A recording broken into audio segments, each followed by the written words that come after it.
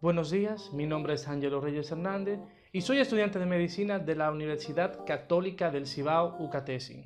Junto a mis compañeros vamos a hablar sobre una enfermedad dermatológica que es bastante frecuente, la dermatitis por contacto.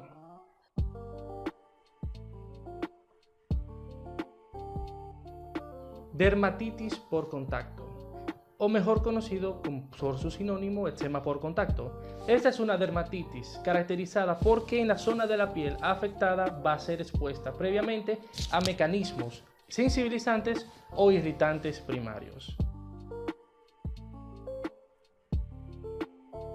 Hablando de su epidemiología, tenemos que saber que la dermatitis por contacto es frecuente y ocupa entre el 5 al 10% de todas las consultas dermatológicas. Ahora, ¿a quiénes va a afectar? Va a verse afectado a individuos de cualquier raza, sin predilección, siendo la raza negra un poco más resistente a esta. Ahora, va a afectar también a individuos de ambos sexos y a individuos de cualquier edad.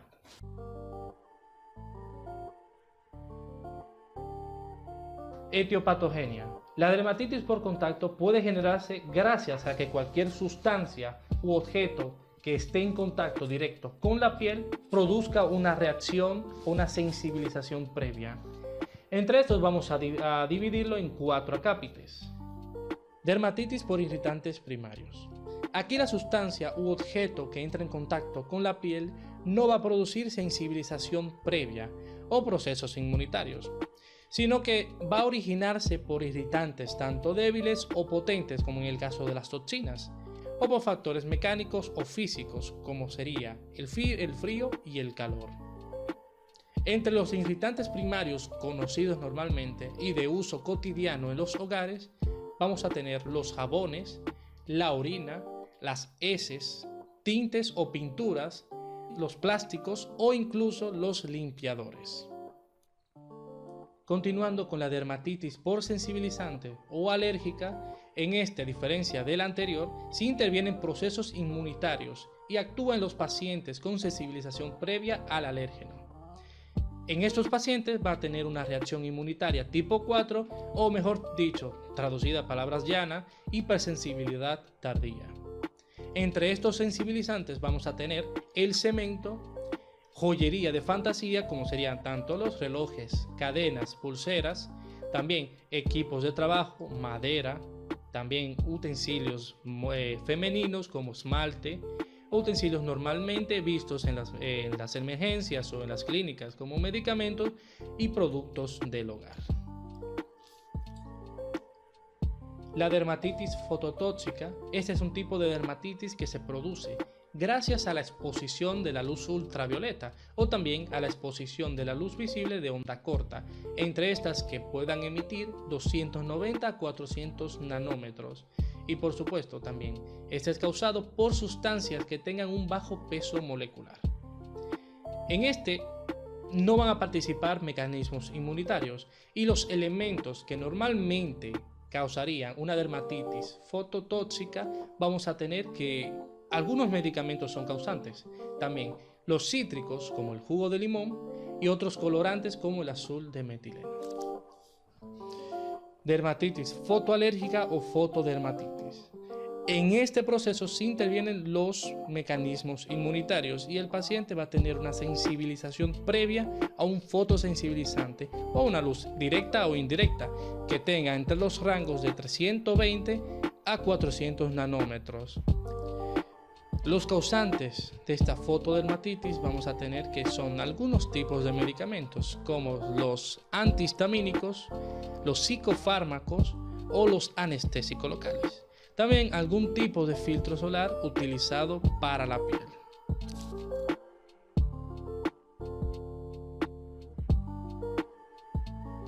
Mi nombre es Nicole Pérez Durán y yo les voy a estar hablando sobre el cuadro clínico de la dermatitis por contacto. En cuanto al cuadro clínico de esta dermatosis, la localización suele ser muy variada y se relaciona con el agente causal.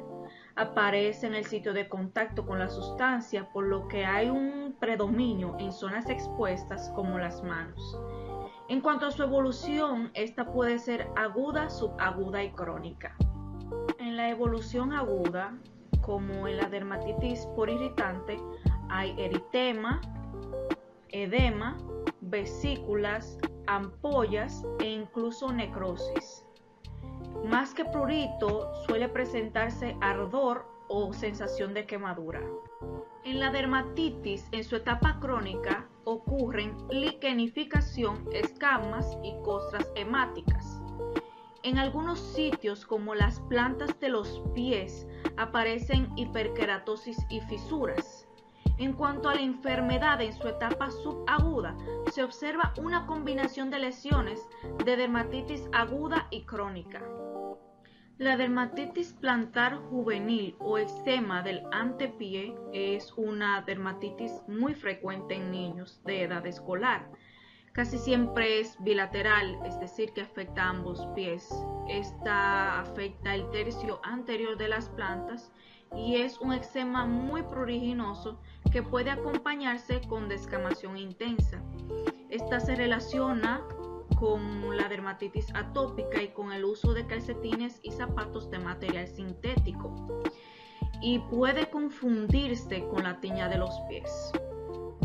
La dermatitis fototóxica se encuentra en zonas expuestas como la cara, la zona V del escote, las partes externas de los brazos y antebrazos, dorso de las manos y en las mujeres en la porción expuesta de las piernas. Esta dermatitis es monomorfa, tipo quemadura solar, con eritema, vesículas, ampollas y ardor o sensación de quemadura que puede dejar una pigmentación importante. En la fitofotodermatitis por cítricos, las lesiones se observan alrededor de la boca y en las manos. Los pacientes acuden a consulta casi siempre con una pigmentación café oscuro y nos cuentan haber estado de vacaciones y pasado un fin de semana al aire libre y que han estado en contacto con cítricos. Las lesiones fotoalérgicas pueden localizarse al principio en áreas expuestas, como la cara, principalmente debajo de las cejas, la nariz y el mentón, en la zona B del escote, en el dorso de las manos y las caras externas de los antebrazos. Las lesiones son polimorfas de tipo eczema que pueden acompañarse con ronchas, pápulas y vesículas, y el prurito es intenso y la pigmentación en esta es rara. La urticaria por contacto se manifiesta por ronchas y eritema con prurito.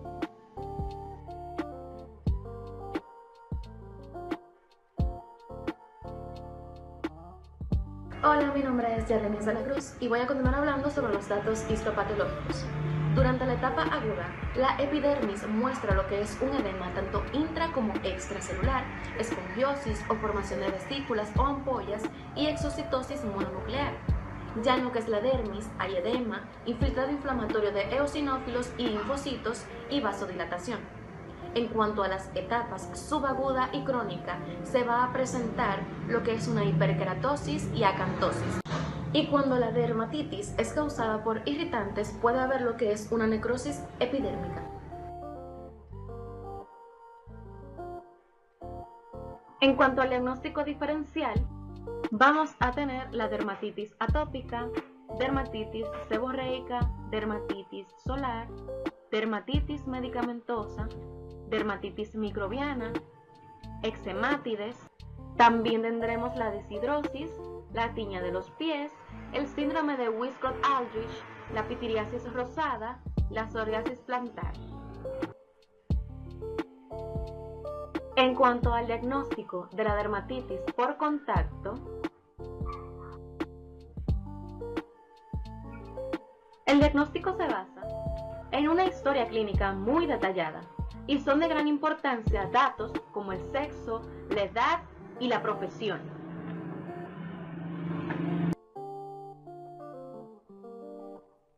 Así como los materiales y productos que se manipulen, hábitos de trabajo y condiciones de higiene, al igual que los datos de atopía o de psoriasis.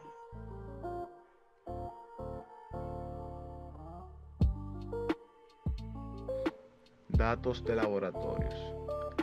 Las pruebas más importantes son las de tipo epicutáneo, llamadas pruebas de parche, que de resultar positivas solo ponen de manifiesto una alergia por contacto.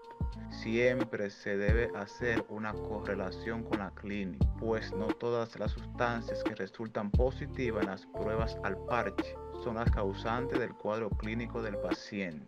Esta es una prueba estandarizada en cada país y lo que se hace es la aplicación en pequeños cuadros de papel con filtro que se van a adherir a la superficie de la persona. Estas pruebas son prefabricadas y se puede interpretar entre 48 y 72 horas. Cabe destacar que estas pruebas pueden dar lo que es un falso positivo. Estas pruebas nunca van a sustituir lo que es una buena anamnesis.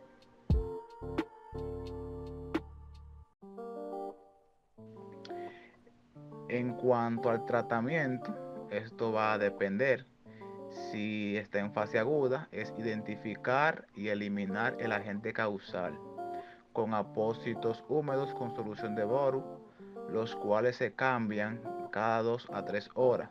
Las vesículas grandes pueden drenarse, pero no se elimina la vesícula. Estas preparaciones tópicas de glucocorticoides de tipo 1 u 2. En casos más graves podrían estar indicados los glucocorticoides sistémicos como la prednisona. Esta se puede dar en ciclo de 2 semanas con un inicio de 60 miligramos, pero lo vamos reduciendo gradualmente a intervalos de 10 miligramos.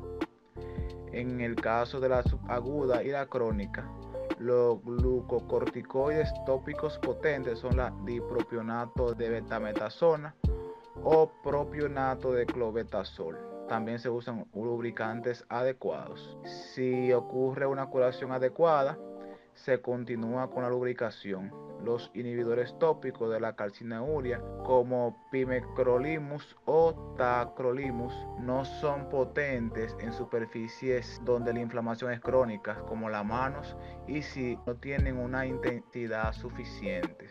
El tratamiento sistémico, según los autores, la alitretinoína está aprobada en Europa y Canadá a dosis de 0.5 miligramos por kilogramo durante 6 meses. La prevención de la misma: evitar la exposición a irritantes o cáusticos con el uso de ropa protectora, lentes protectores, cubiertas o guantes. Si ocurre contacto, lavar con agua o con una solución neutralizante débil, utilizar crema como barrera. En la dermatitis de contacto ocupacional por irritante que persiste pese al apego a las medidas antes mencionadas, podría ser necesaria la reubicación laboral.